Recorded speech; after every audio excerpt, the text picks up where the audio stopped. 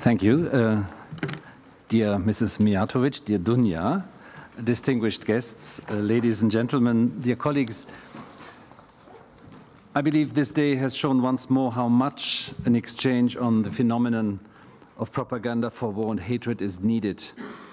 An exchange that tackles the problems by identifying and classifying them, an exchange on possible and best ways how to deal with propaganda, a phenomenon which is not new but has become very pertinent against the background of current conflicts in the OSCE region. I believe that we owe a lot of gratitude to the speakers for their valuable input to your very rich discussions.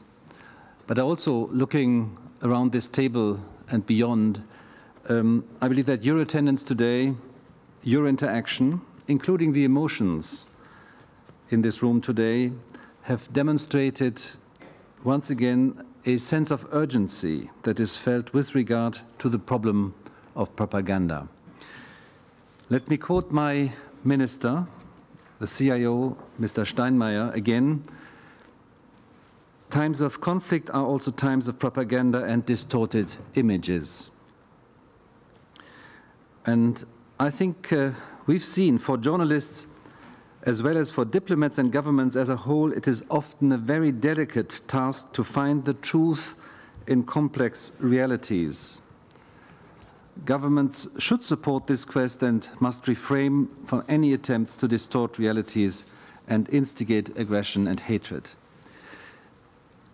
Today's discussions have shown once again reporting based on reliable facts as well as the distinction between facts and opinions are needed more than ever.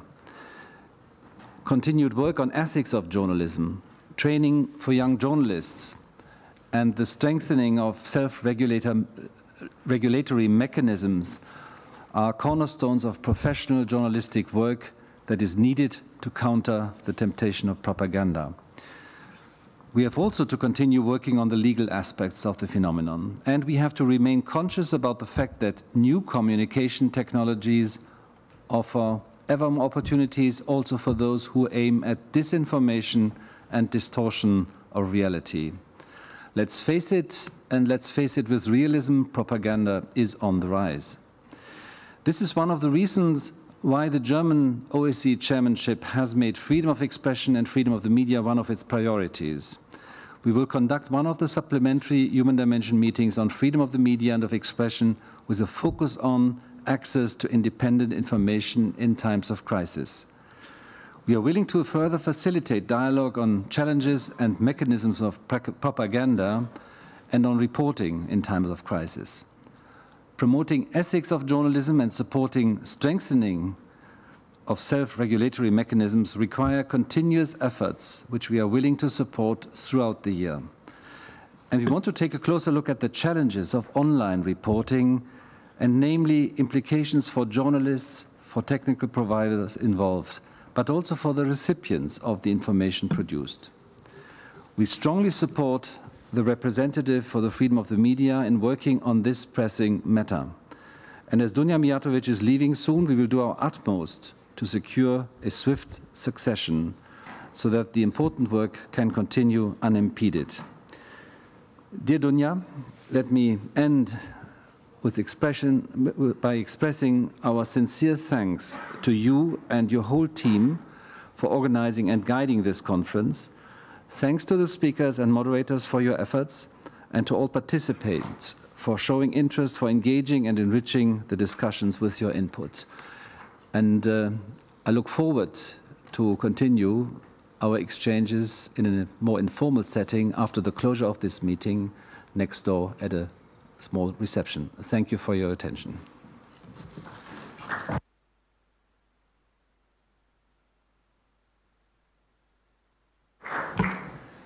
Thank you, Ambassador. And now for the final conclusion to the representative on freedom of the media, Dunja Mijatovic. Thank you. Dear Ambassador Paul, Chairperson of the Permanent Council, Excellencies, ladies and gentlemen, dear friends, let me also thank our great speakers and experts for giving us all an insight into the current state of affairs with legal regulation, professional self-regulation, and public thought on the issue of the relationship between freedom of the media, freedom of expression, and propaganda for war and hatred.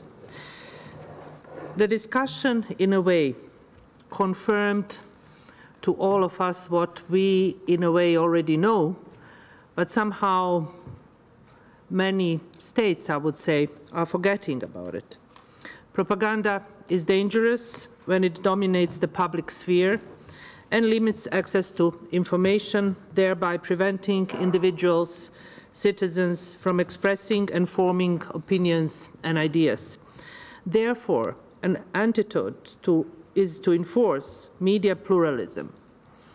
It creates and strengthens a culture of peace, of dialogue, tolerance, and mutual respect. There is no any other answer. I don't know any other answer. I do not see that we can engage in anything else but a dialogue that is leading towards peace. The root causes of propaganda for war and hatred should be addressed with a broad set of policy measures, for example, by international and intercultural dialogue, such as the dialogue among journalists. And we heard from many of you today that you see this as a way forward, as one part of the reconciliation process, as one part of building bridges for a better future for all of us. And then we also ask ourselves, do we want peace? And I'm sure that all of you sitting here would say yes. But what is missing, and here I'm addressing participating states of the OSCE and beyond, if I may, is the political will to really move towards peace. And in this process, journalism and media is extremely important. Propaganda for war and hatred can be sustained only, but only in the countries that quickly deteriorate into international outcasts. If it leads to aggression and large-scale violence by civilians, then the sponsoring regimes are doomed. We discussed specific tools available to fight biased and misleading information, including rules on balance and accuracy in broadcasting, guarantees of the independence of media regulators, following the rule of law, believing in the rule of law, no matter how much we disagree or dislike certain issues, vibrant public service broadcasting with a special mission to include all relevant viewpoints, not to mention all relevant stakeholders, all people living in a certain country. A clear distinction between fact and opinion in journalism and transparency of media ownership. I know that discussion will not stop at this point.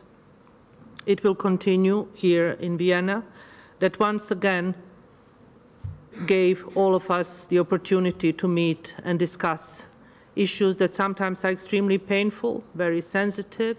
Emotions are present,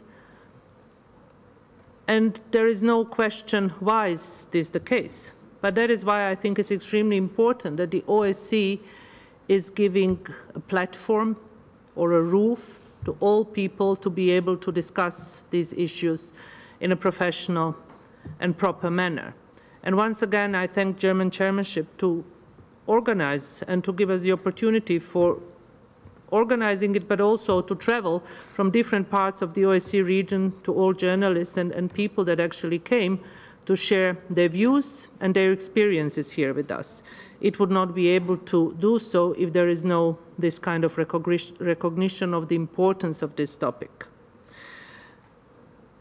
The discussion will also continue, I'm sure, in Kiev, in Moscow, and in many other capitals. What I do hope as well is that the non-paper or a discussion paper that we mentioned on many occasions today will make us closer to, if I may say so, to a world where hate speech and warmongering is unacceptable.